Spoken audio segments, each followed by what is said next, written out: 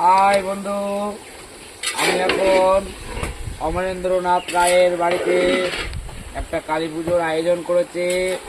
সেই কালী পুজোর বাড়িতে আমি এখন একটা প্রথমে রেসিপিটা দেখাচ্ছি পাঁচমিশালির সবজি। এই পাঁচমিশালির সবজিটা খিচুড়ি প্রসাদের সাথে বিতরণ হবে। তারপরে যাবে আপনার চালতের আচার। তাই সবাই দেখো বন্ধুরা, লাইক করো, কমেন্ট করো, শেয়ার করো। এই অপুদা দেখিয়েছো?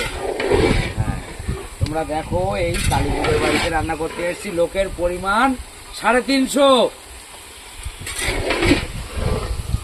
আবারও দেখাবো খিচুড়ি প্রসাদ যখন তৈরি হবে, সেই খিচুড়ি প্রসাদের রেসিপিটা আবার দেখাবো। এরা অমরেন্দ্রনাথের রায়ের দুই ছেলে, অপূর্বলাল রায় আর নিপু রায়। এরা দুজনেই সরকারি কর্মসংস্থানে যুক্ত আছেন।